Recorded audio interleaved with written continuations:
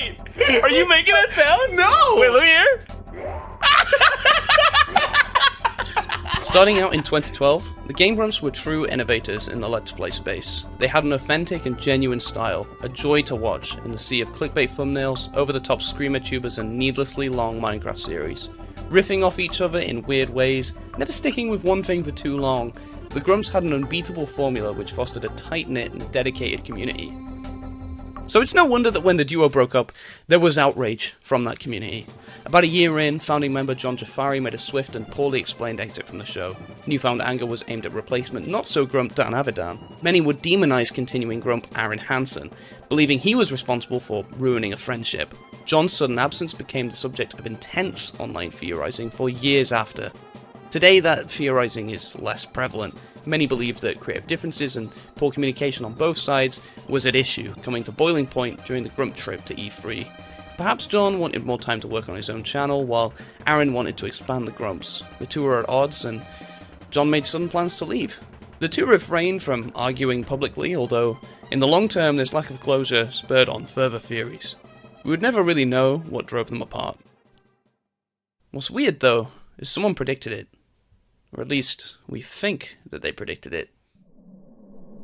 DEADGRUMPS was a cryptic channel, which posted its first video on April 23rd, 2013, about 2 months before John's departure. In later uploads, they talked vaguely about a death and some unexplained Grump secret. Their first video is like any other low-effort creepypasta. It splices clips of John and Aaron and throws a red filter on them. It implies the Grumps are dead, placing rest in peace over their old logo. The next video is more targeted. John is edited to look like he's bleeding out. Footage from Dodger's music video Guild Ho is thrown in without any explanation, alongside a quote from the show 6 Feet Under. They imply again that, in some manner, the Grumps were dead and buried. Red filter effects, reverse music, spooky, scary, Game Grumps, creepypasta. Why are people so angry? It's just a shitty YouTube booth. This reminds me way too much of AinsleyHarriet.exe. The next videos use less grump footage and instead use other creepypasta or scenes of nature. They appear basic and at first nobody really thought much of them. The descriptions were odd. Put some flowers on the gravestone. Get a grip. The later videos seemed almost sentimental, more reflective rather than creepy. Then it happened. On the 25th of June 2013, John left the Grumps and Ode to John, his final appearance on the channel, was released. Later that day, DEADGRUMPS posted "It is what it is," with the description dead, as if to say, this is what the whole channel had been leading up to. Had DEADGRUMPS predicted the future?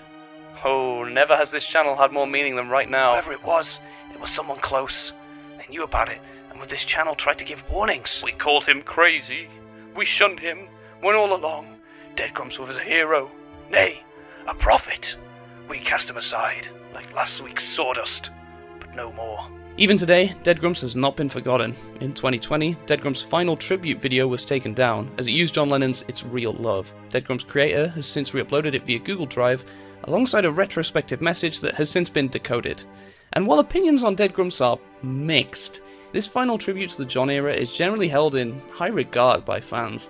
It provides unexpected closure for John's departure and shows how his leaving ended up better for all parties in the end. This was an uncharacteristic display for DEADGRUMPS, given its attempts to essentially be an alternate reality game. The creator of DG clearly had genuine nostalgia for the John era.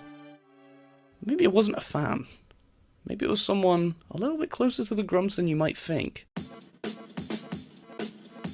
Towards the end of the DEADGRUMPS uploads, r/ConspiracyGrumps was created on August 25th, 2013. With the new Grumps settling in, moderation cracked down on John posts in the main Game Grumps sub.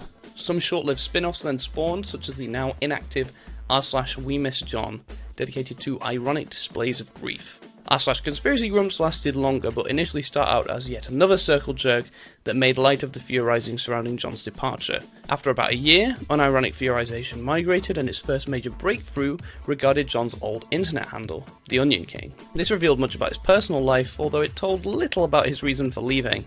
After this, despite much infighting about the extent to which people's privacy should be respected on the sub, ConspiracyGrumps amassed a small cult following as regulars returned to theorise further. CG soon narrowed down the cause of the breakup to the incident, showing something significant happened at E3. John confirmed this was the case through his now deleted Reddit account, and Nicole, his girlfriend at the time, also verified this. alongside the existence of an NDA. CG's most noteworthy breakthrough was likely the uncovering of the Jakey Me post. In part 18 of the Grumps Super Mario 3D World playthrough, a suspicious Miiverse post from Chuckles appears, completely blank. Aaron trails off into a sort of stunned silence. People get suspicious. Had they censored a message? And as it turns out they might have done, the existence of an acknowledged JonTron drawing by Sam was confirmed by CG investigators, and because of its placement, they were led to believe that the post besides Chuckles, Jakey Me's, had been reused and doctored to censor Sam's futile attempt. Assuming it did appear, the first explicit mention of John since he'd left was censored. The Grumps had been rumbled, and Conspiracy Grumps had more or less been vindicated. The Grumps never made a comment on the debacle. But they have made a comment on DEADGRUMPS. Even well before the Conspiracy Grumps boom, there was no end of hearsay on V from sources who claimed to be close to John or Aaron. Suzy, Aaron's girlfriend, frequently came up in discussions as a potential catalyst. She was pushed especially hard, both on 4chan and Reddit, to the point where she made comments on a variety of critiques levied at her. Bizarrely, in a thread addressing an unrelated controversy, she talked about the DEADGRUMPS channel. Suzy is the only Grump to acknowledge DG to date. Actually, the owner of DEADGRUMPS came out to us a while back after I posted on the subreddit, saying not to pay attention to them. He said he was sorry for the drama and wasn't going to make any more, so there's that. This was one of the unsolved Conspiracy Grumps mysteries, DEADGRUMPS. What did the videos mean? Why was it created? Who even made the channel? Well, let's answer that question. Wouldn't that be a fun time that definitely won't drag us into any massive internet rabbit holes that just go way, way, way too deep? It's going to be a tough investigation. After some careful research, I've drawn up a list of suspects. I've narrowed it down to 4 people, some associated with the Grumps, others not so much. But before we start, I've got to say, please don't badger the suspects. This is for entertainment purposes. Don't DM Twitter accounts with messages like, "Do you know DEADGRUMPS?" We're just here to look at some obscure theories made in an obscure community about an obscure channel. Alright, let's do this. From the very beginning, some viewers believed Barry Kramer, former Grumps editor, was behind DG. The videos never referred to Barry, only to John and Aaron, so some thought that Barry was trying to talk about their relationship without getting caught. The most referenced evidence for this theory comes from the penultimate DEADGRUMPS video So Glad, released on August 19th. It uses footage from John's now deleted State of Affairs video, in which he sings Nessun Dorma before discussing the channel's future. There are 2 things from DG's upload which are pertinent to this theory. The first is the description. When decoded, it says, "at the end of the month." The second is the song itself, Nessun Dorma, which ends with a triple repetition of Vincerò, or I will win. Put them together, at the end of the month, I will win. And wouldn't you know it, Barry went on to have a win streak on Steamrolled at the end of that very month. Quake 3, Worms Armageddon, and on the very last day of the month, Mario Party 4. The tinfoil hats are on for this one, but let's take them off for a second. What else might happen at the end of the month? Given that John was talking about his upload schedule in the State of Affairs video, DG might have been referring to John winning by making something brilliant at the end of the month, but his next full upload, Hercules, was published a little later than DEADGRUMPS may have potentially hoped. Weirdly, at the end of So Glad, DEADGRUMPS includes a quote from John, where he says, I'm so glad. I really did not enjoy doing Let's Plays that much. Now, I haven't been able to source this clip, but it sounds like John's quotes have been kind of spliced together in order to make him say this. Assuming it is John's voice in some form, it supports my theory. DEADGRUMPS is saying John has moved on from the Grumps, and he's going to make content that he actually likes, and in that sense, John will win. Screw it, let's just put the tinfoil back on. There's one thing that we do need to cover. It's evidence from Barry himself. Peanut Butter Gamer, also known as Austin, who was a friend of John's, hosted multiplayer Minecraft hardcore games with some of his other YouTube friends. The second installation had 7 players, and Barry was one of them. In episode 14, something very strange happens. Austin falls into a hole with a sign attached, and it reads, "It's a secret to everyone." A Zelda quote. Didn't DEADGRUMPS say that? Austin thinks players Kyrek or Pro Jared might have placed it, but we know that it's Grump related. It's something Barry placed. Barry is DEADGRUMPS. We're running out of tinfoil here. While DEADGRUMPS does regularly refer to a secret, at this point they'd only mentioned the Zelda quote once in the video Don't Tell Anyone, and DG doesn't misquote either. The description reads, "It's a secret to everybody, not everyone." DG did use the misquote in their sidebar, but this was only after the Minecraft series was uploaded. If you watch PBG's series, the way the sign's placed makes it hard to see unless you're dropping in from the top, so Austin's probably right. A dead player placed it, couldn't take ownership of it. Well, maybe it was John. Maybe it was John himself. If anyone knew that the duo was going to break up, it would be him, right? The outlier, which points quite keenly at John on the channel, is Jacques' voice in Don't Tell Anyone. Viewers were taken aback by the emulation of the Jacques formula. Tutorials on how to replicate his voice only came out after DEADGRUMPS had managed it. But evaluating the evidence, there's already an issue. Background noise. There's this really eerie music that makes it difficult to get any isolated audio. Also, the sound is loud. Jacques' voice peaks, sometimes hitting over 2 decibels and creating like light distortion. Usually Jacques is much quieter than this in John's videos, so I would bet that this is covering up audio inadequacies. Maybe the voice ain't quite right and DG wants to cover that up. Well, as it turns out, it's not too hard to make Jacques speak after all. Personally, I'm still having trouble getting the pitch just right, but it's incredibly easy to replicate the voice. Guide courtesy of Turret 3471. Step 1. Get Microsoft David, an old TTS program that you can emulate online. Step 2. Record a sentence, drop it into Audacity. Step 3. Shift the pitch up slightly. Step 4. The killer edition. Use an echo effect with a delay time of 0.02 and a decay factor of 0.6. Step 5. That's it. Done. There's no secret formula John stashed away to make Jacques. This formula wouldn't have really been too hard for someone to guess if they just played around in Audacity for long enough. It's the echo that really makes it stand out. So, it's beginning to look like this DEADGRUMPS guy is kind of making it up as they go along.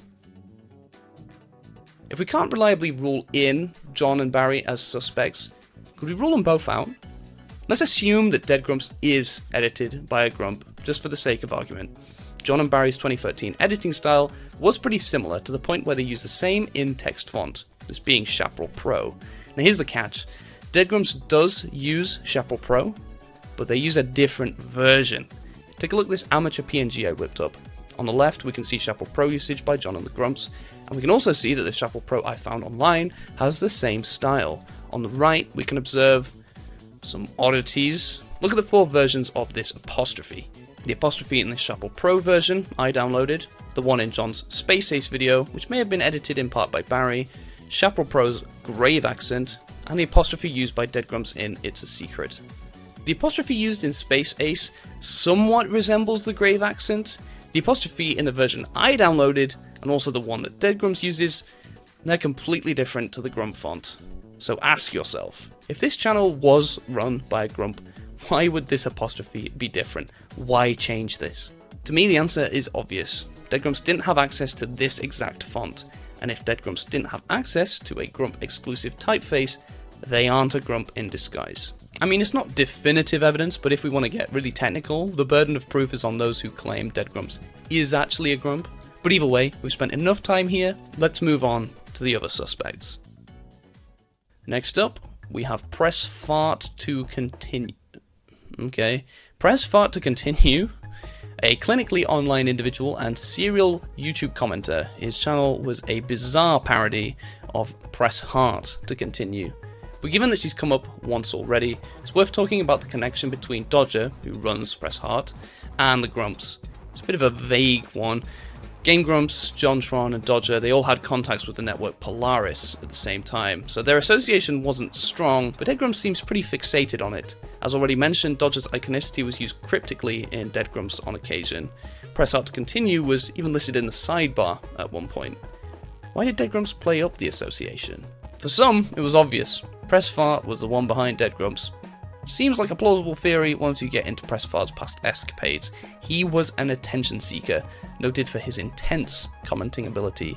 He made tribute content to other channels and was a noted fan of Game Grumps. He even had a keen interest in DEADGRUMPS. But one thing that PRESSFART is not is subtle. In 2014, he was called out for his stalking of Dodger, having tracked her down at a festival during an effort to get unbanned from her streams. He'd perpetuated a sort of conspiracy as to how he'd been framed for doxing her, claiming that that was why he'd been banned. It was a conspiracy which, bizarrely, led to him actually doxing her, trying to reach her friends and family. Total Biscuit soon put PRESSFART on blast for his poor behaviour. Dodger herself was forced to comment on his escapades, and PRESSFART had not earned himself a reputable name. Eventually, PRESSFART would be banned on Twitter and YouTube for inappropriate conduct, but did he stop there? No.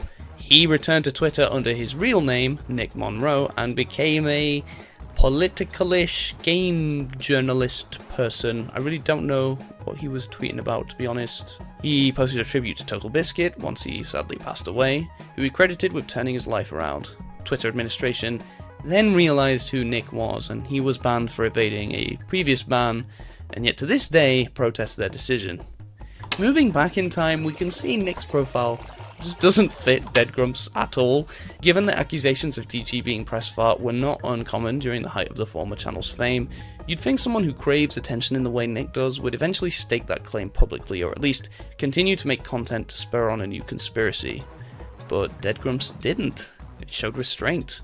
DEADGRUMPS speaks cryptically but concisely, whereas Nick is the opposite, in great detail and at length. Assuming Nick is the actual owner, he might not want to risk a ban on the channel by coming out. It's Pandora's PRESSFART if so, but to me, doesn't seem likely. So why did DEADGRUMPS focus on Dodger so much? Difficult to say. I'd go with a red herring, and an effective one at that, given that I've spoken about this for longer than I should have. Moving on, our final suspect is Nathan Wellman. He runs Acolytes of Horror, and he is certainly the oddball in the list. He has no connections to the Grumps, but his channel is the only one listed in the DEADGRUMPS subscription box. I had a look at Nathan's channel, and he makes some pretty nice content. I mean, it's not quite my cup of tea, but it's well made. He does video essays on horror films, his most famous being How Midsommar Brainwashes You. His first video in 2016 covered the film adaptation of Misery. Back then I think his channel was called Nathan's Art Project. But here's the problem, I'm not sure when DEADGRUMPS subscribed to Nathan. But here's what we do know. DEADGRUMPS released their final tribute video in May of 2020, and Nathan's How Midsommar Brainwashes You was also released that month. The earliest screen capture of DEADGRUMPS subscription box, which actually contained Nathan's channel, was on October 13th, 2020, and the second capture of the same subscription box was taken 6 days later. And during this period, we can see Nathan experience rapid growth, making gains of about 3,600 subscribers. Looking at Social Blade, we can see that Acolytes of Horror takes off in early August, with video views and new subscribers peaking in October. As such, the most boring explanation seems the most likely. DEADGRUMPS found Nathan's channel at that time and knew that subscribing to it would throw people off. You know, people like me. Sure, Nathan likes creepy stuff and we can assume he might like ARGs, but his digital footprint hasn't left much of a grump-like mark. Given that the creator of DEADGRUMPS still actively follows Game Grumps, you would expect Nathan to follow more than just one of their content sources. His Twitter makes no mention of them either, so it just feels like we're barking up the wrong tree here. There's just one thing I'd like to cover before I bow out. In one of DG's final videos, you can see someone unfamiliar. In Flow, towards the end, you can see the back of their head, watch them grab a knife, and get a close-up of their eye. It certainly doesn't look like Nick Monroe, but does it look anything like Nathan? Not really. The eyebrows all wrong. DG's made it way too dark for us to tell anyway. On top of that, this old video footage is from years ago. It just doesn't feel ethical to trawl through Nathan's old pics to find out. Regardless, Flow is one of the most interesting DEADGRUMPS mysteries. It hasn't been subject to the same heavy theorization as, say, So Glad.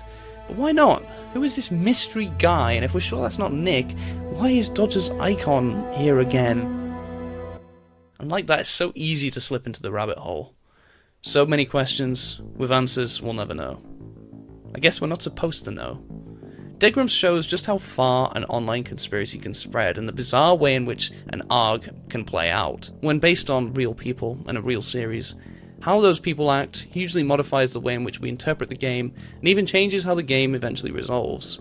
DEADGRUMPS was pretty rudimentary at first, but for the time it was really impressive to say it was just the work of one guy. 12 videos in the span of 4 months, and in those, Shaq's voice, font replication, audio splicing for John's fake quote, the manner in which they just kind of presented themselves and rolled with what happened. Not even saying, I predicted it, just keeping it on the down low, never being direct in the way they spoke.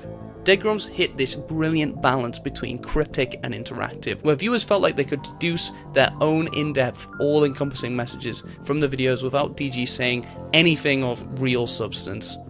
It's just the right level of vagueness to derive your own unique ideas about what was really happening. The way DEADGRUMPS manipulated context in his favour like that, just so impressive, and the way it ended, quite sweet. I think that's it. Go give DEADGRUMPS a watch and decide for yourself. What does it mean? Who was behind it? Just remember, DEADGRUMPS wins. DEADGRUMPS always wins.